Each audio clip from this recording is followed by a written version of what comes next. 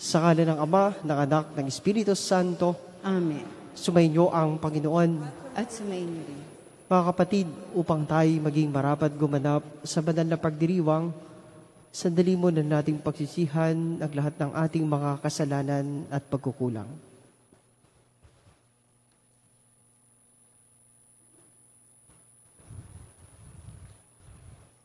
Inaamin ko sa makapangyarihang Diyos at sa inyo mga kapatid, na lubha akong nagkasala sa isip, sa salita at sa gawa at sa aking pagkukulang.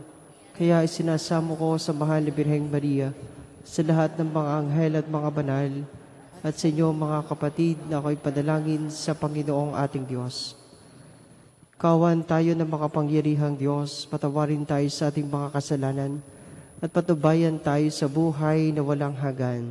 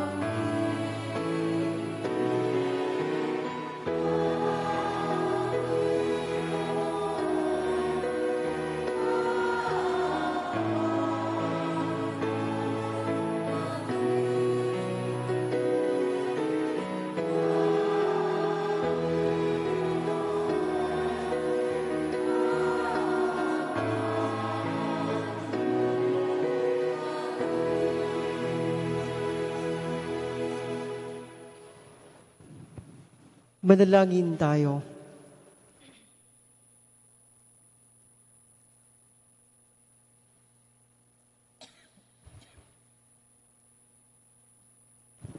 Ama naming makapangyarihan, kami naway magkaroon ng pitagan at pagmamahal para aming magawang sambahin ang ngalan mo sapagkat sa mga pinatatatag sa iyong pag-ibig, ikaw ay walang pinababayaang masadlak sa ligalig. Iniluluhog namin ito sa pamamagitan ni Jesucristo, kasama ng Espiritu Santo magpasawalang hanggan. Amen. Magsiupo na po ang lahat.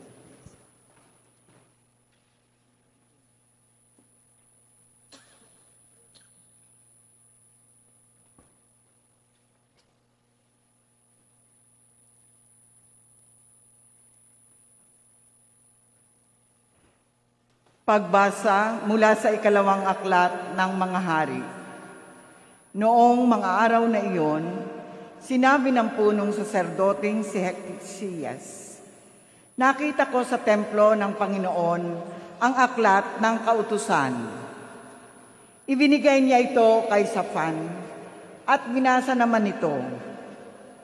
Nang matupad na ang iniutos sa kanya, nagbalik siya sa hari at sinabing nabilang na ang salapi sa templo at naibigay na sa mga kinauukulan. Sinabi pa niya, ako'y binigyan Heksiyas ng isang aklat at binasa ito sa hari.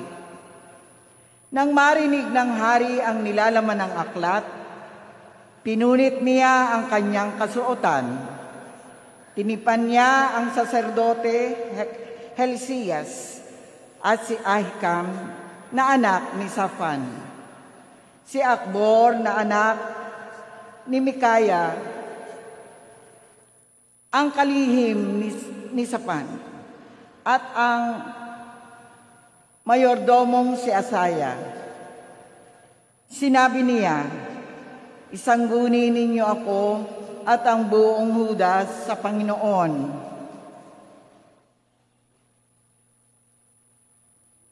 Sanggunin ninyo ako at ang buong Huda sa Panginoong tungkol sa nilalaman ng aklat na ito. Matindi ang galit niya sa atin dahil sa pagsuway ng ating mga ninuno at sa di natin pagsunod sa mga utos na narito. Ipinatawag ni Haring Hosias ang matatanda ng Huda at Jerusalem, at sila'y nagpunta sa templo ng Panginoon kasama ang mga saserdote, ang mga propeta at ang buong bayan. Pagdating doon, ipinabasa niya ang aklat na nakuha sa templo.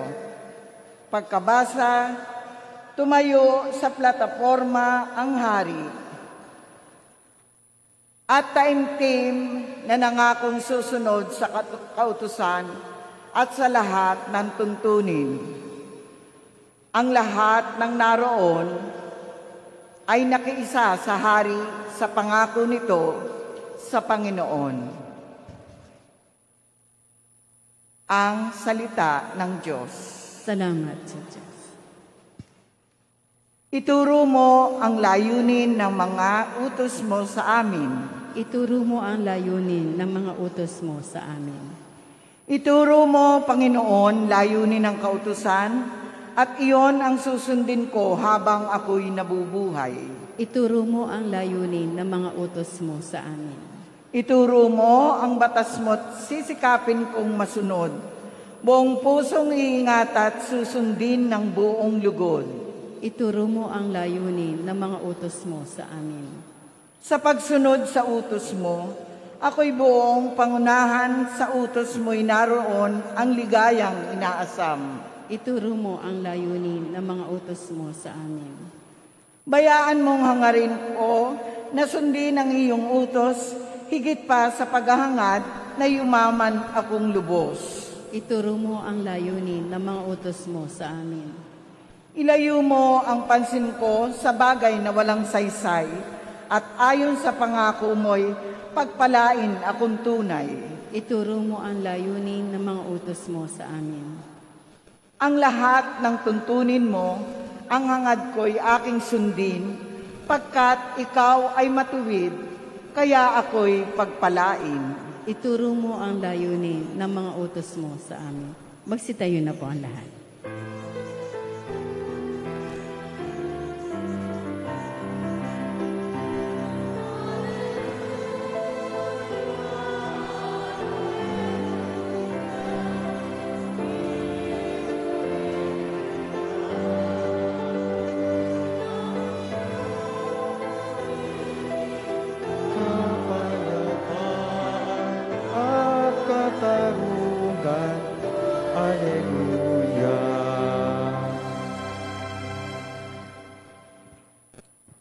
Sumainyo ang Panginoon.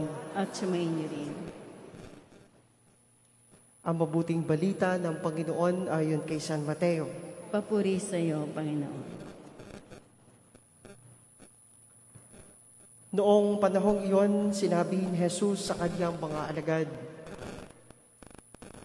"Mag-ingat kayo sa mga bulaang propeta. Nagsisilapit sila sa inyo na animoy tupa. Ngunit ang totoo'y mababangis na asong gubat. Makikilala niyo sila sa kanilang mga gawa. Napipitas ba ang ubas sa puno ng dawag o ang igos sa puno ng aroma? Nagbubunga ng mabuti ang bawat mabuting punong kahoy, subalit nagbubunga ng masama ang masamang punong kahoy. Hindi na maaaring magbunga ng masama ang mabuting punong kahoy, ni ng mabuti ang masamang punong kahoy.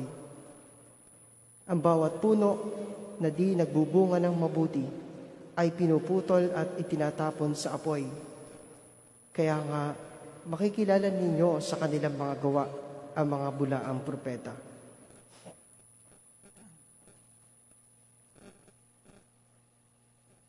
Mga kapatid, ang mabuting balita ng Panginoon. Pinupuri ka namin, Panginoong Heso Kristo. Magsiupo na po ang lahat. Sa mapagpalang umaga po sa inyong lahat. pagpalang araw. Kung meron po kayong isang gamit na alam niyong wala nang silbi, ito ay dapat nang itapon sapagkat ito'y nakasisikip na. Pero kung alam mo naman na ang isang bagay na meron ka ay pwede pang gamitin, ito ay nananatili at inyong iniingatan. Ang buhay daw po natin dito sa daigdig ay tungkol sa bakit at ano. Ang buhay natin dito sa daigdig ay tungkol sa tanong na bakit at ano. Bakit ka naririto sa daigdig? At ano ang ginagawa mo?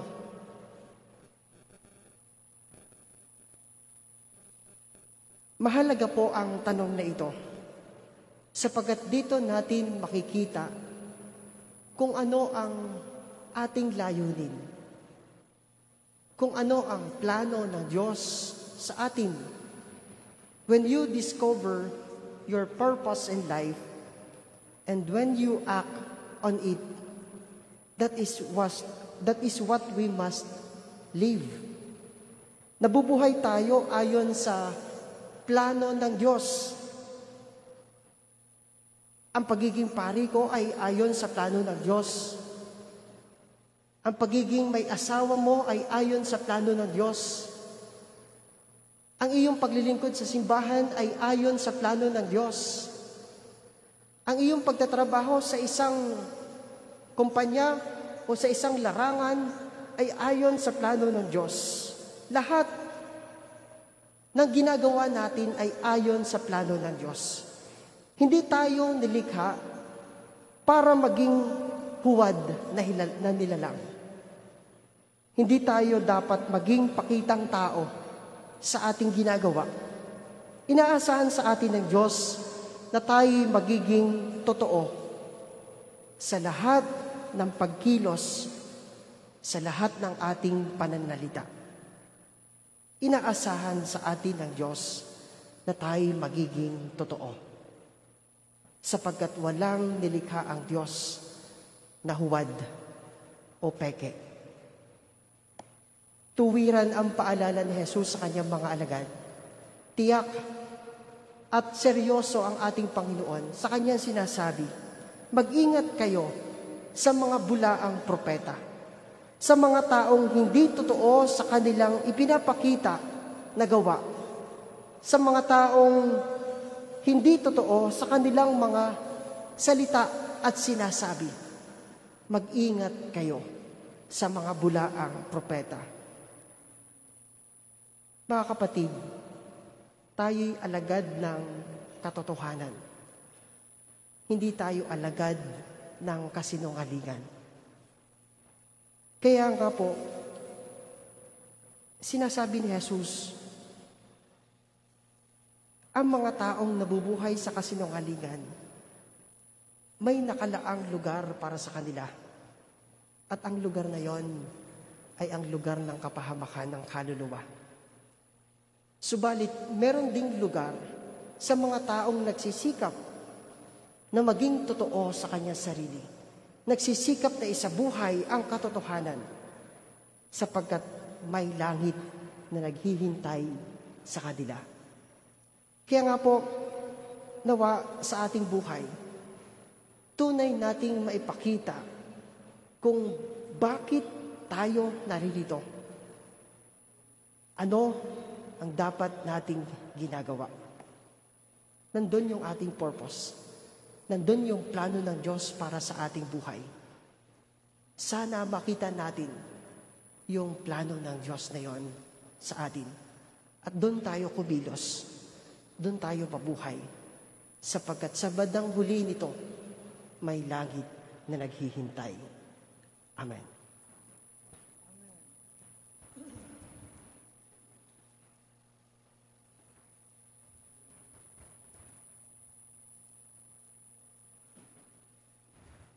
Magsitayo na po ang lahat.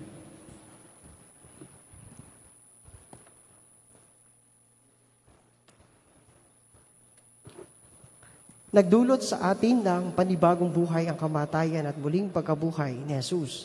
Sa pamamagitan ng ating mga panalangin, tayong mga makabagong propeta naway makapagdulot ng mabubuting bunga sa simbahan at sanlibutan.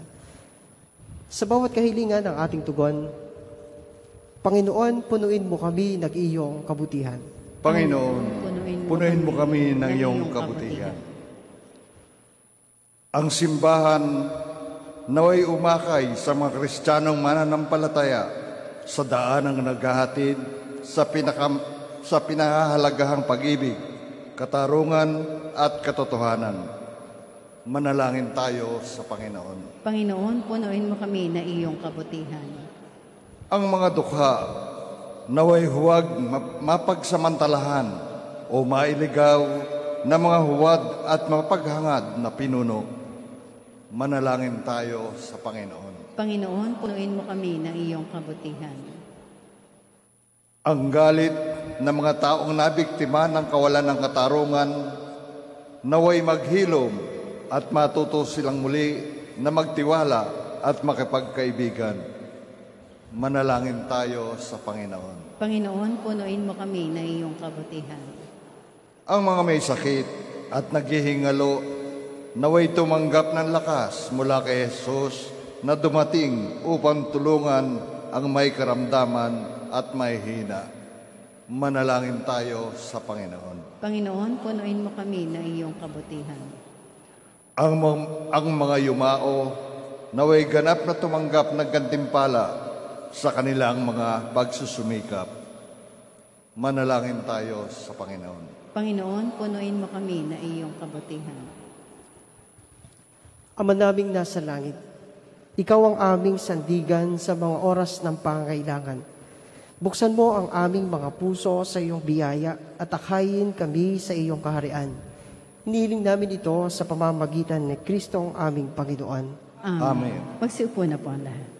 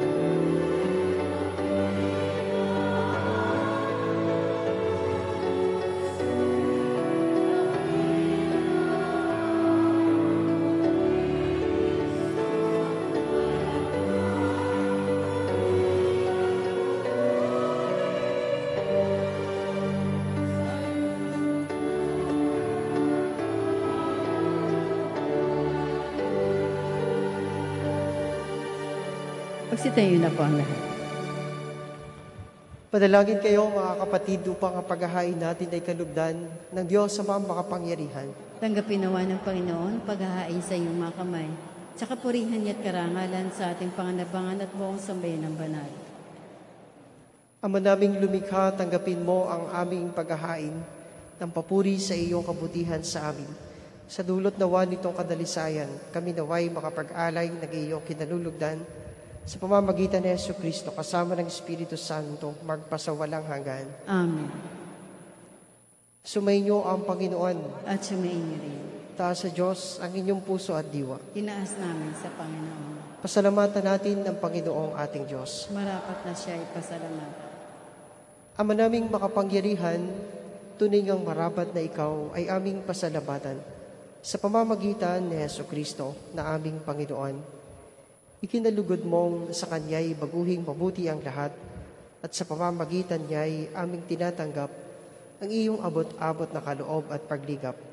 Kahit na siya ay hindi naiiba sa iyo, minabuti niyang maging di rin naiiba sa mga tao. Hamak siyang tulad namin sa kamatayang totoo, noong inihain niya ang sarili nang kami makasundo mo. Kaya naman iyong idinangal siya at iyong itinampok upang sa lahat siya'y manguna. Ngayon nga'y lahat ng sa kanya'y nakikiisa ay talagang magkakamit ng iyong buhay at ligaya. Kaya kaysa ng mga anghel na nagsisiawit ng papuri sa iyo, na walang humpay sa kalangitan, kami nagbubunyi sa iyong kadakilaan.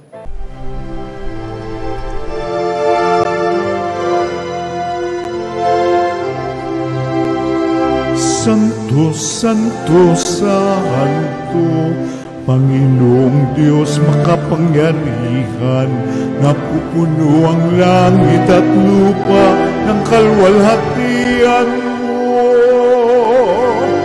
Hosana sa kaitaasan,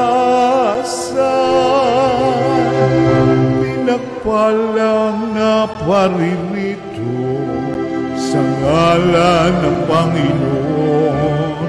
Hosana sa kaitaasan.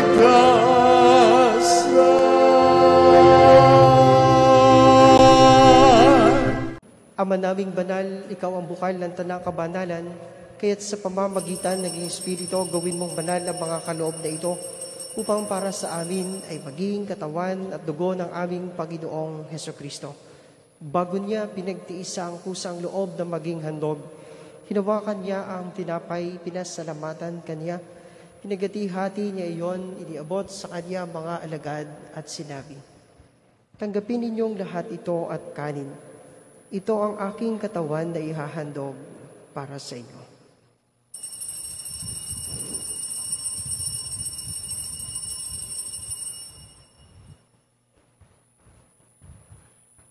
Gayun din naman na matapos ang hapunan, hinawakan niya ang kalis, muli kanyang pinasalamatan.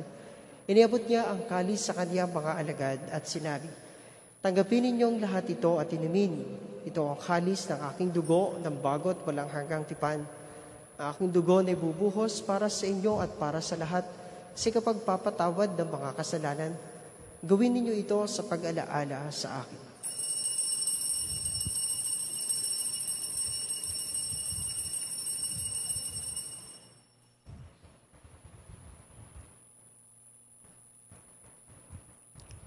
Ipagbunyi natin ang misteryo ng pananampalataya.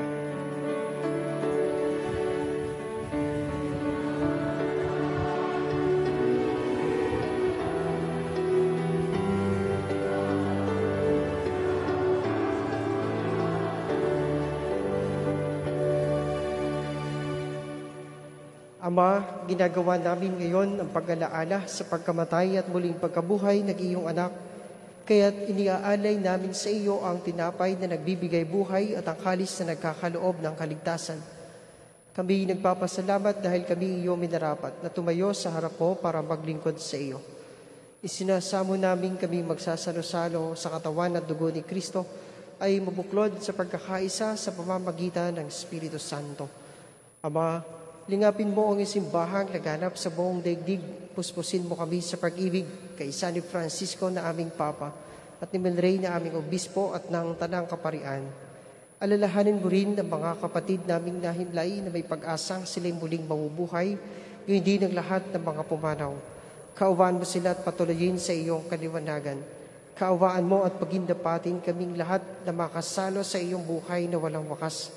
Kaysa na mahal na Birheng Maria na Ina ng Diyos, ng kabiyak niyang pusong si San Jose, kaysa ng mga apostol, kaysa ni San Fernando at ang lahat ng mga banal na namuhay dito sa daigdig ng kalugod-lugod sa iyo, may pagdiwang dawa namin ng pagpupuri sa kararangal mo sa pamamagitan ng iyong anak na aming Panginoong Hesukristo.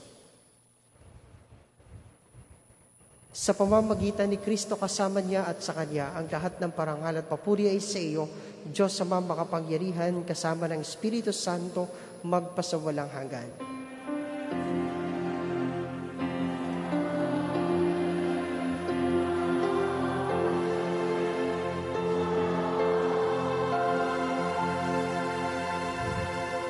Magsitayo na po ang lahat. Sa tagubilin ng mga nakagagaling na utos at turo ni Jesus na Panginoon natin na Diyos, ipahayag natin ng lakas loob.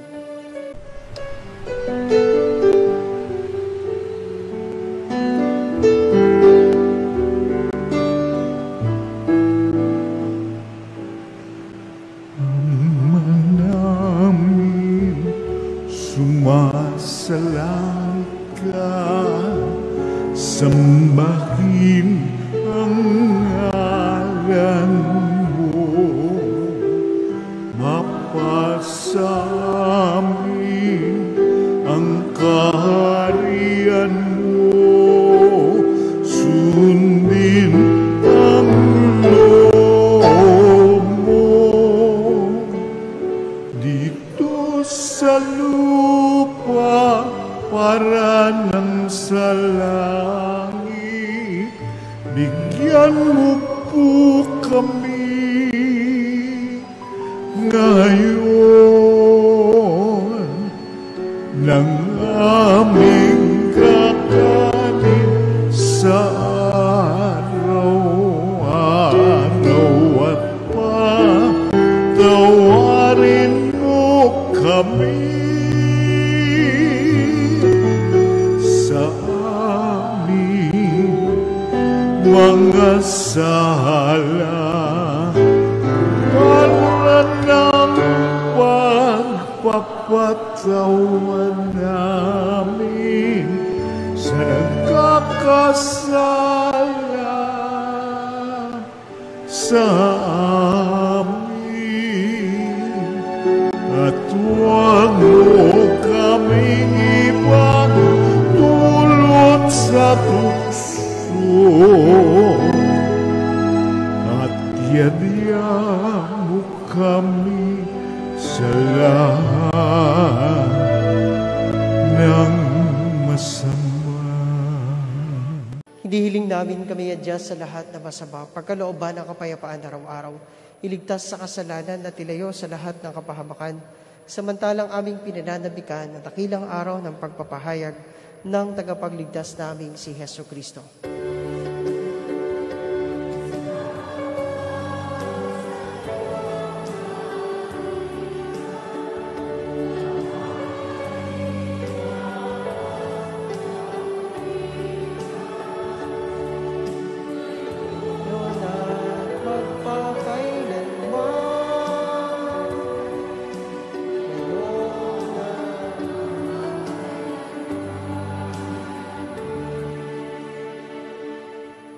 Panginoon Kristo, sinabi mo sa iyong mga apostol, kapayapaan na iniiwan ko sa inyo, ang aking kapayapaan na ibinibigay ko sa inyo.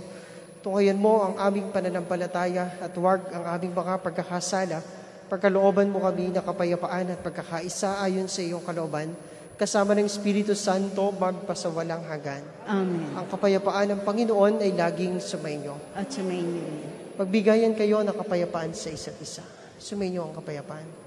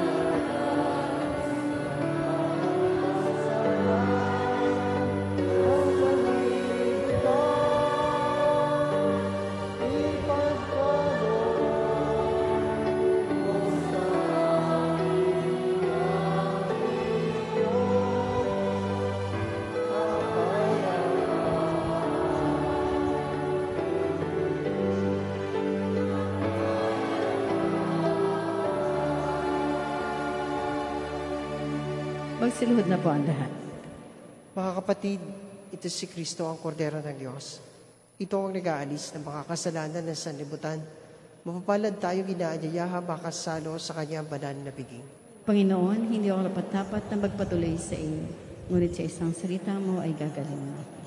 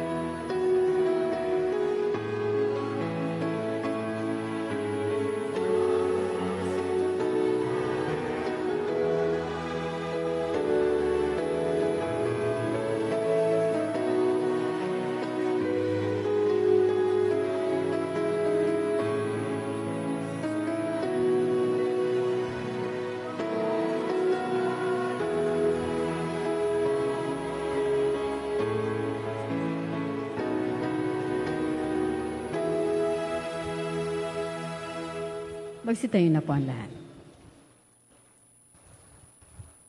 Manalangin tayo.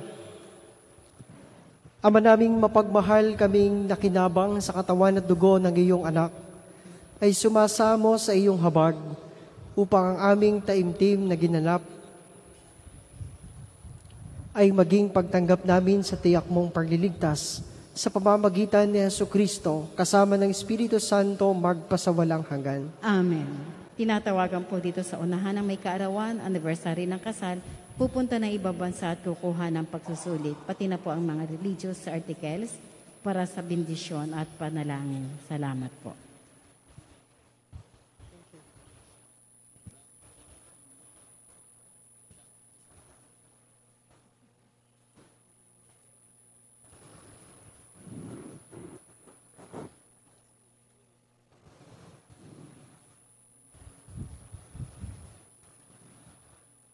Manalangin tayo.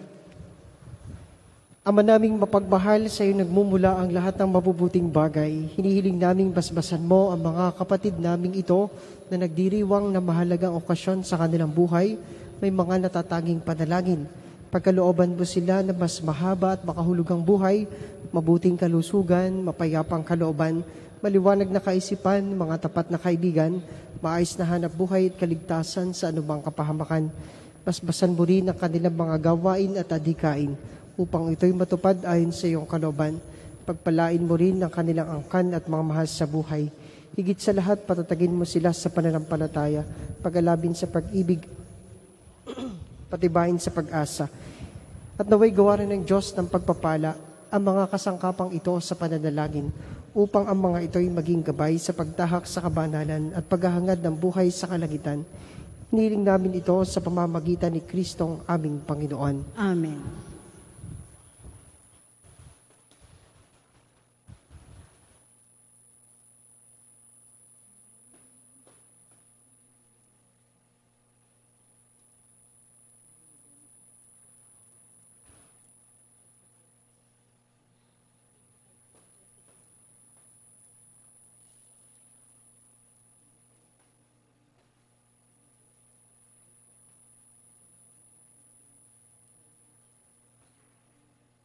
Palakpakan po natin, nagdiwang ng kaarawan at anniversary ng kasal. Salamat po.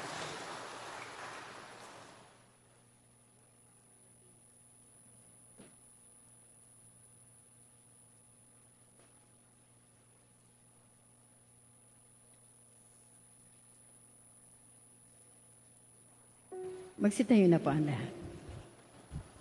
Sumainyo ang Panginoon. At sumayin niyo rin. Pagpalain kayong lahat ng makapangyarihang Diyos, Ama, Anak, at ng Espiritu Santo. Amen. Tapos na ang ating banal na pagdiriwang, humayo kayong mapayapa.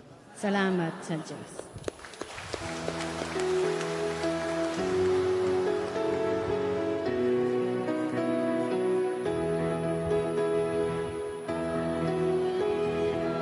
Ah.